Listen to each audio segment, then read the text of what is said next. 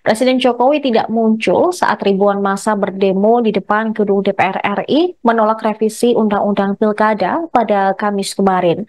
Lantas apakah Presiden sengaja bersembunyi atau memang ada agenda lainnya? Hingga Jumat 23 Agustus 2024 siang, Jokowi belum bersuara ataupun muncul di publik setelah demo besar-besaran. Ketika unjuk rasa berlangsung di sejumlah kota pada hari Kamis kemarin, Jokowi memilih menghabiskan kegiatan di Istana Kepresidenan Jakarta sepanjang hari. Presiden sibuk menerima kunjungan pelaksana tugas Gubernur Jawa Tengah Nana Sujana pukul 9.20 waktu Indonesia Barat. Nana mengaku membahas masalah pribadi dan menyampaikan undangan pernikahan anaknya kepada Jokowi.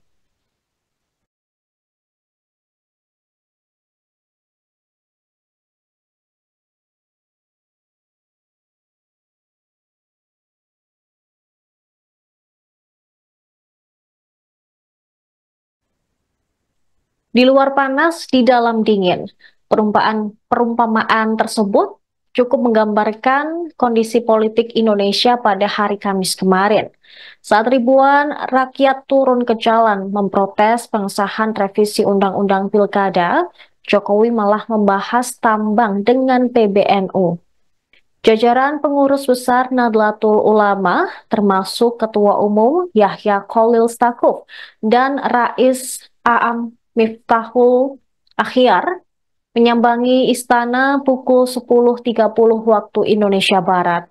Gus Yahya menyebutkan pertemuannya dengan Jokowi membahas konsensi tambang dan investasi di ibu kota Nusantara.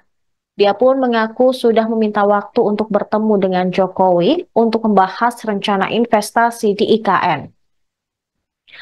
Selain itu, PBNU juga membangun kantor, fasilitas pendidikan, dan fasilitas keagamaan di ibu kota baru tersebut.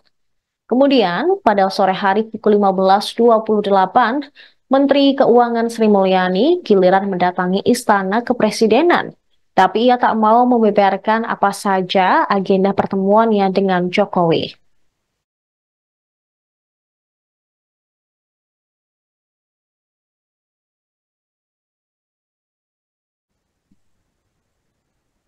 Namun ternyata ada satu agenda Presiden Jokowi yang dibatalkan pada Kamis siang. Presiden seharusnya dijadwalkan menghadiri acara di luar istana, yaitu peran yaitu pencanangan Gerakan Nasional Cerdas Keuangan dalam rangka Hari Indonesia Menabung di G-Expo Theater Kemayoran Jakarta Pusat sekitar pukul 14 waktu Indonesia Barat. Agenda tersebut diselenggarakan oleh Otoritas Jasa Keuangan atau OJK. Namun, tiba-tiba kehadiran kepala negara di acara tersebut dibatalkan. Kepala Kantor Komunikasi Kepresidenan Hasan Nasbi mengklaim batalnya Jokowi menghadiri acara tersebut tidak berkaitan dengan unjuk rasa yang memanas.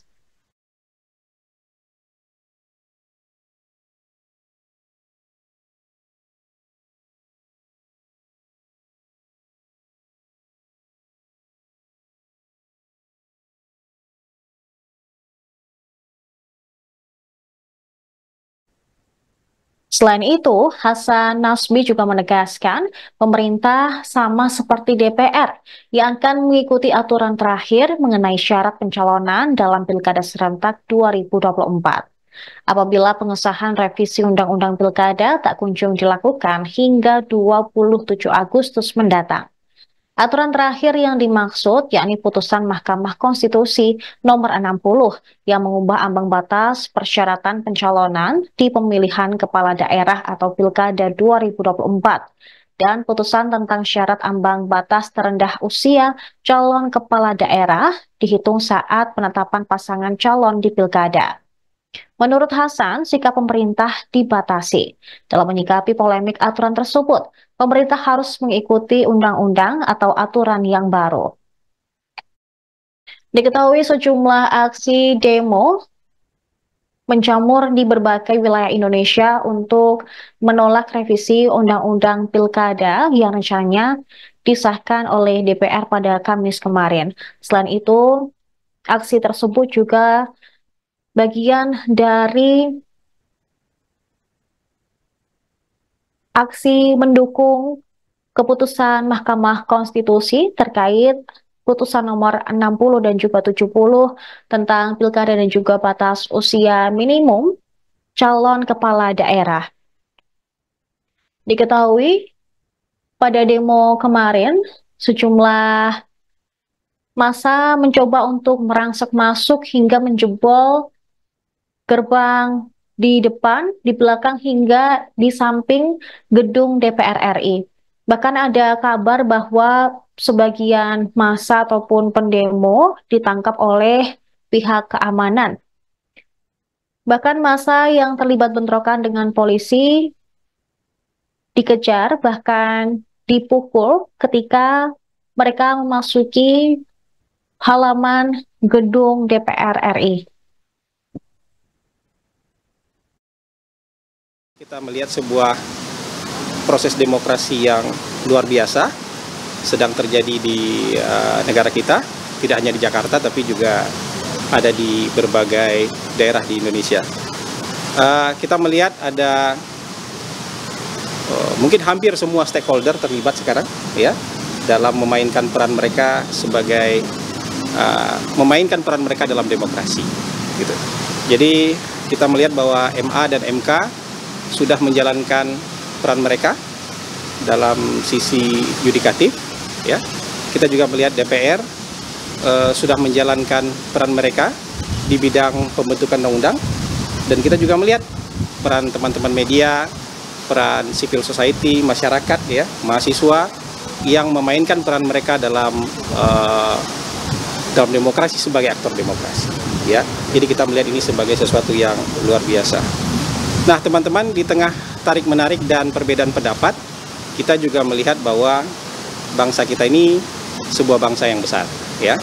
Tadi DPR sudah menyatakan, ya, pernyataan DPR bahwa mereka tidak ada pengesahan RUU Pilkada, ya, tidak ada pengesahan rancangan Undang-Undang Pilkada. Jika sampai tanggal 27 Agustus ini tidak ada pengesahan Undang-Undang Pilkada, artinya DPR akan mengikuti aturan yang terakhir. Begitu pernyataan dari DPR tadi. Wakil Ketua DPR tadi menyatakan itu akan mengikuti aturan terakhir, yaitu putusan MK. Nah, pemerintah juga berada pada posisi yang sama seperti sebelumnya, yaitu mengikuti aturan yang berlaku. Jadi selama tidak ada aturan yang baru, maka pemerintah akan ikut menjalankan aturan-aturan yang saat ini masih berlaku. Jadi begitu posisi pemerintah. Nah, pesan yang mungkin harus kita sampaikan adalah bahwa kita menjamin kebebasan berpendapat, ya. Demokrasi di negara kita ini sangat terbuka, tapi kita berharap semua peran kita dalam demokrasi bisa dijalankan dengan cara-cara yang baik, dengan memikirkan kepentingan umum. Kita melihat sebuah proses demokrasi yang Demikian informasi yang kami rangkum dalam Viral News kali ini, sekaligus mengakhiri pertemuan kita hari ini, pemirsa. Saya Sarah Dita beserta kru yang bertugas pamit undur diri. Terima kasih atas kebersamaan Anda. Sampai jumpa. Download Tribun X sekarang, menghadirkan lokal menjadi Indonesia.